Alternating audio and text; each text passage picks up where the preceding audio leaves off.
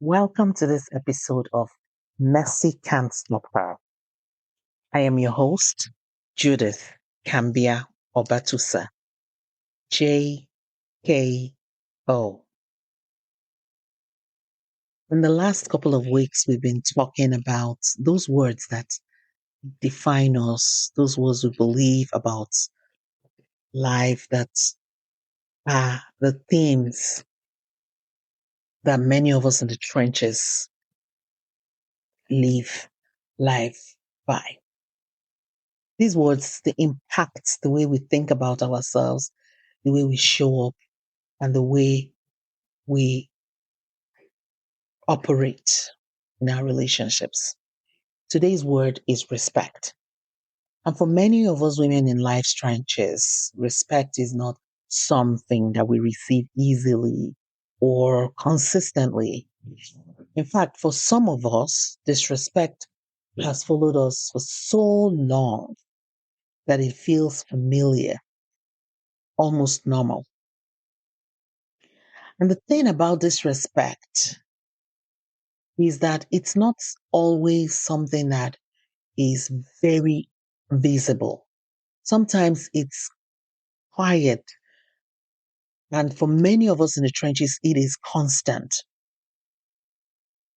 It could be a tone, a dismissal, a joke at your expense, a habit of talking over you, a pattern of ignoring your needs, a consistent refusal to acknowledge your worth or validate your feelings.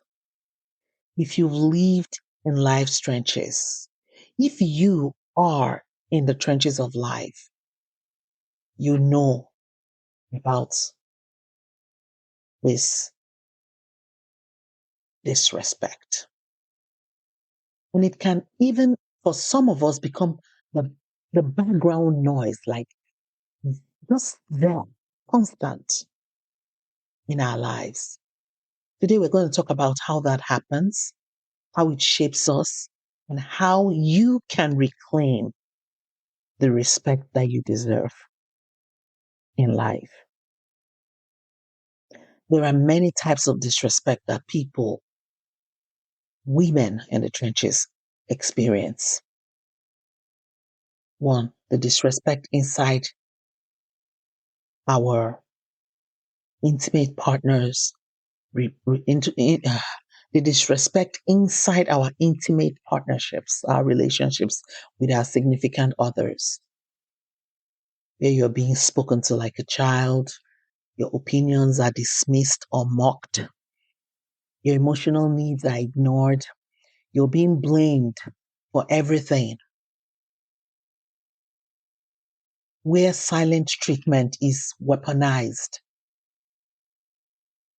infidelity is excused or minimized, you're being yelled at, belittled, compared, you're being treated as if your dreams do not matter. Yes, for some of us, our lives are like that. We're invisible in our own homes. Another way that disrespect shows up in our lives is disrespect from people who know our situation, people we've shared our challenging life situation with. And this one really, really hurts. So friends can make comments like, well, you know how your husband is. They could even show more sympathy to that person who you have told them is not treating you right mm, than they show to you. They could even blame you for staying in that relationship, give you advice that makes you feel ashamed of yourself because they're blaming you instead of supporting you. This kind of disrespect can come from even family members who downplay your pain. It could also come from leaders, people in authority who ignore your struggles because it's too messy for them to get involved in it. It's the kind of disrespect that makes you feel that your pain isn't valid or you caused it. And that message starts to shape your identity. Psychologists tell us that repeated or chronic disrespect causes identity erosion. That is a gradual erosion, weakening of your self worth and dignity. When a woman is disrespected long enough, she starts to believe the lies that those who disrespect her are telling her about who she is. She could believe she doesn't deserve kindness. I must be unworthy of kindness. It must be that I am hard to love. Or maybe I can't get anything better than this. This is the best that I can get. Or maybe something is wrong with me. Or I shouldn't expect too much. Over time, this disrespect from others becomes internalized. And that voice side disrespecting you becomes the voice inside of you. You start to police yourself before anyone else even speaks. You weary of being yourself. That is the wound that disrespect leaves. And if you've lived with disrespect since your childhood, it's even worse. Let's talk about the woman whose story mirrors that of many other women who were raised in disrespect and find themselves as adults living in places where they're being disrespected, relating with people that disrespect them, and even not giving themselves respect. So Sarah, when she was a little girl, she was raised in a home where she was not taken seriously. She was talked down to. Her feelings were brushed aside. She's a child, right? Any attempt to speak up was called disrespectful. She was taught by these treatments that her voice didn't matter. Now she grows up into adulthood and she gets into relationships where disrespect feels familiar. And I want to say this. These relationships are not just about romantic relationships, even relationships with girlfriends, with your colleagues, with your peers. She doesn't demand better because she never learned how. She chooses partners who treat her the way she has been conditioned to accept from childhood.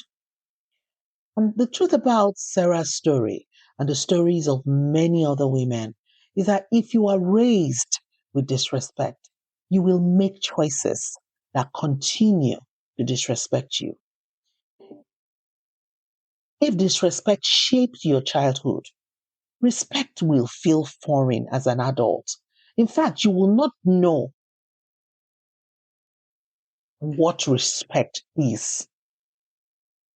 And the truth about this is that psychologists tell us that these childhood experiences they often become the templates on which by which we live the lives that we have as adults. Your brain becomes accustomed to what it repeatedly sees, even if it's harmful. So in adulthood, you unconsciously gravitate toward what you recognize, not what you deserve, but what you recognize. So that is the template of a person's life is laid in childhood. But the truth about the beauty of it is that your brain can relearn, your heart can heal, and you can reclaim your dignity because you, as long as you are created and you're here, you have dignity, even if you don't recognize it Even if those that raised you didn't recognize it. Even if those you're relating with right now don't recognize it. Even if you are in the trenches of life and it seems like you are nothing. Now, we talked about how when we have become accustomed to respect, even our own respect for ourselves, we lose it. You see, many women in the trenches, many women who end up in these disrespectful adult situations are that way because they were never taught. They were never taught what self-respect looks like. And we know as women where we've come in, how far we've come, how the strong-willed girl who knows what she wants can be called snobbish and all the other negative words. But the truth is that self-respect is not pride. It is not arrogance. It's not selfishness. It's actually about knowing what you deserve. Do you deserve disrespect? It's about knowing what you will allow. We talked about it in previous episodes about your own values. Self-respect is about knowing what you will no longer accept. Maybe you mistakenly accepted it before, but now you will no longer accept it. Self-respect is knowing how you talk to yourself. It's knowing how you let others talk to you. And it's knowing what you invest your energy in. These 6 things: what you deserve, what you will allow, what you no longer accept, how you talk to yourself, how you allow others talk to you, and what you will invest your energy in. When you know these things, that is self-respect. Self-respect is the boundary line between having peace in your life and having chaos.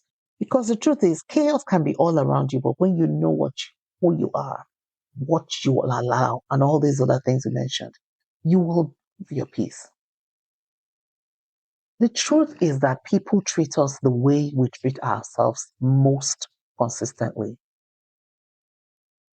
Not perfectly, not they treat us this way, they just woke up and started treating us that way. No, but it's something they do consistently. How do you treat yourself consistently? People begin to treat you that way. When disrespect is all you've known, self-respect is the revolution that will change everything.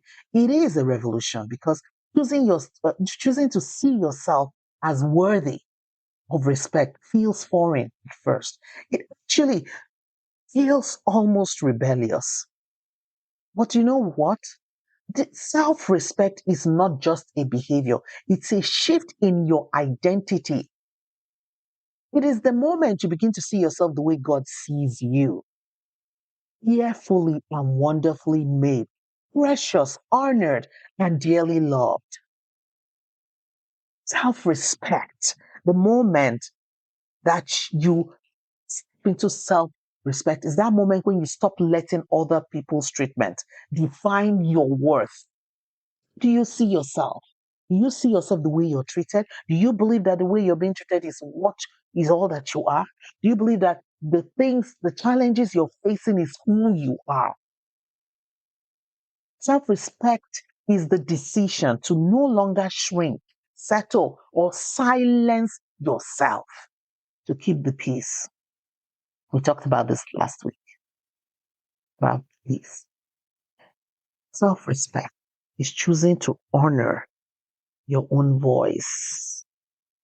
Yep, your voice, your needs, your emotions, your boundaries. Are you willing to do that? That is self-respect. Even if you're shaky, even if you're afraid, even if no one taught you how, it is the moment when you choose to honor your voice, your needs, your emotions, and boundaries, regardless of your upbringing. For a woman who has lived under criticism, dismissal, or emotional abandonment, self-respect is where healing actually begins. So, my sister, if you're a woman in a hard season of life, Rebuilding your self-respect is the first step toward rewriting your life story. Wherever you are, it's not your end. What has happened in the past is not all that can happen for you. There is hope for you. Your future is bright if you can see it with me. But the first step toward that rewriting of your story is to rebuild your self-respect.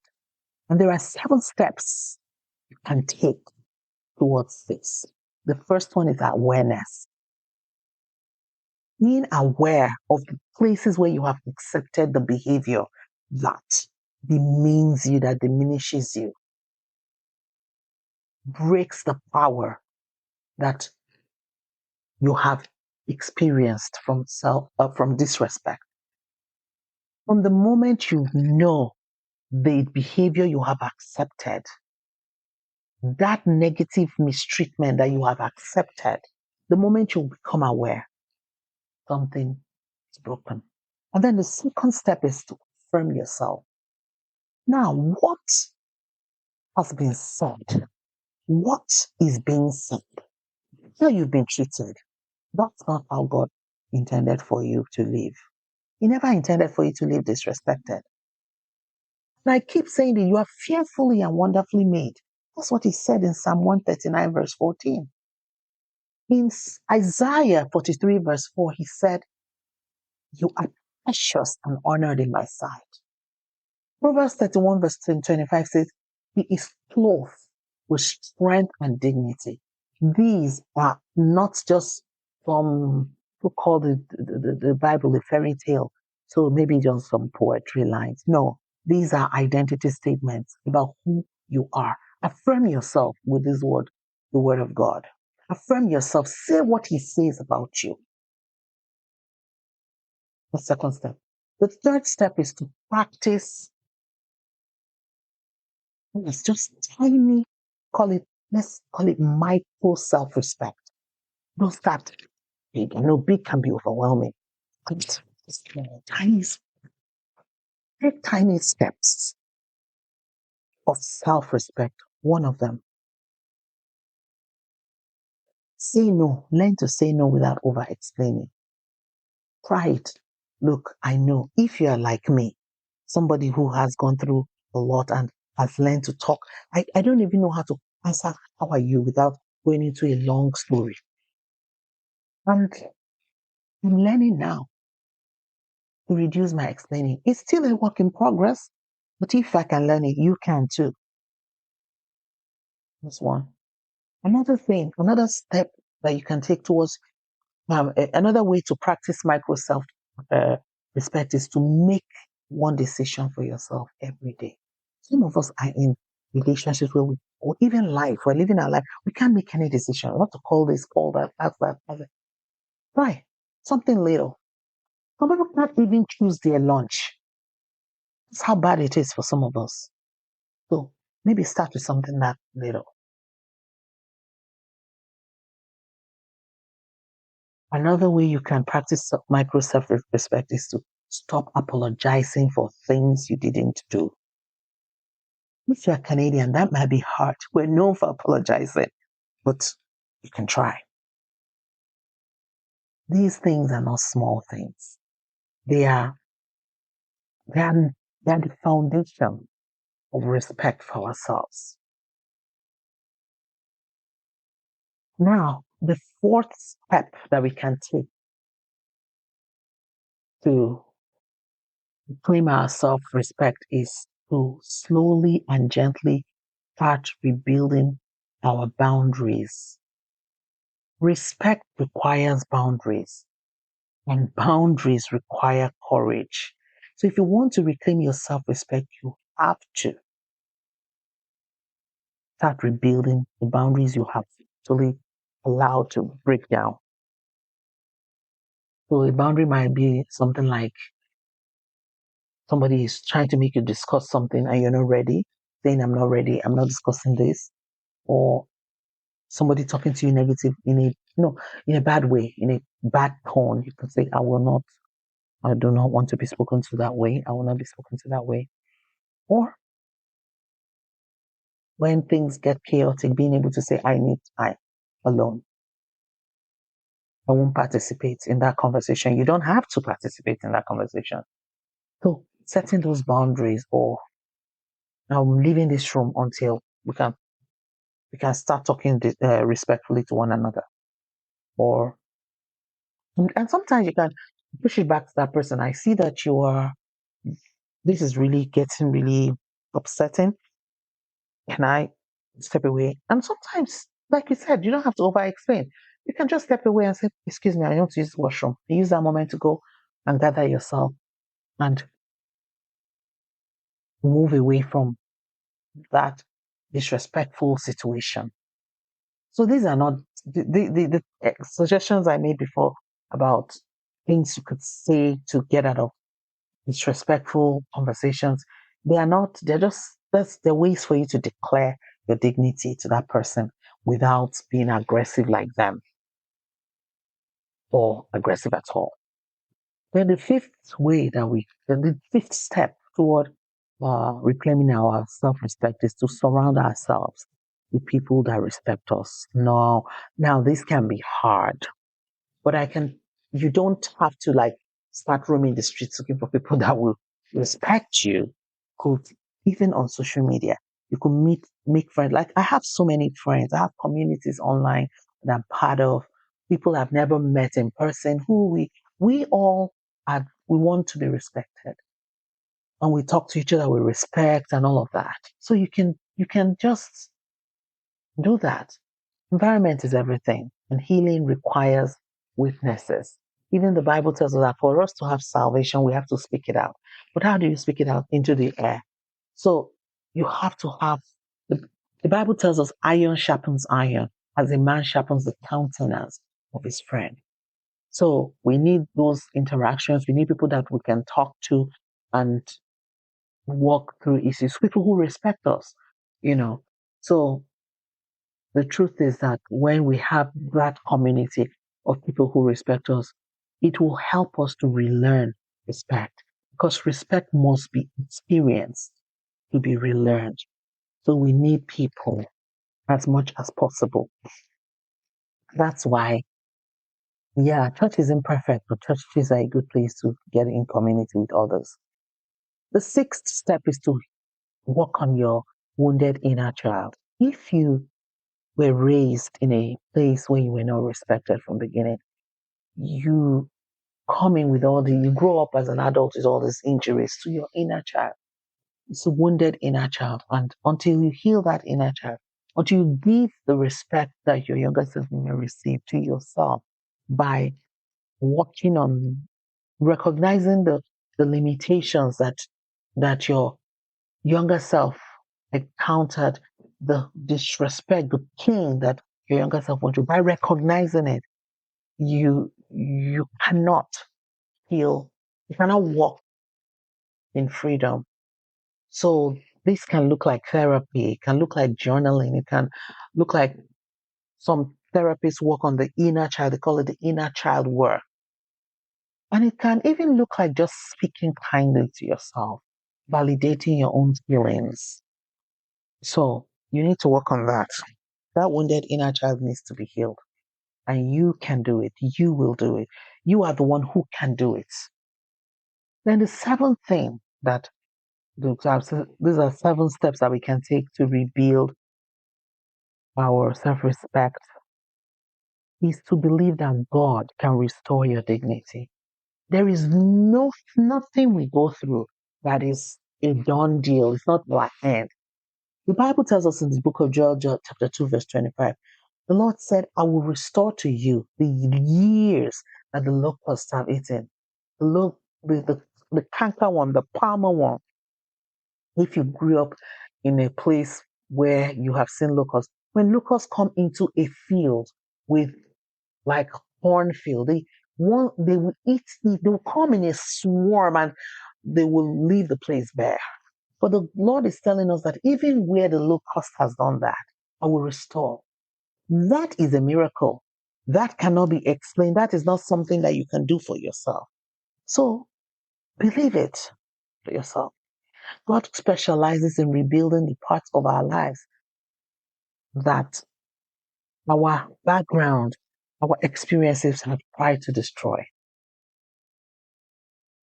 That is the cherry on top of the 7 steps for rebuilding your self-respect. Now, the question you may be asking is, why is it so important? Getting by. Yeah, you are getting by. And even if I fight hard and work on myself to get my self-respect, does it mean that those people that have been disrespecting me, would they stop disrespecting me? The truth is that not everyone will respect you, even when you respect yourself. Some people benefit from your brokenness. They prefer you to be silent. They prefer you to remain small. But there are 3 things that self-respect does for you. It helps you. 1, it helps you recognize disrespect faster.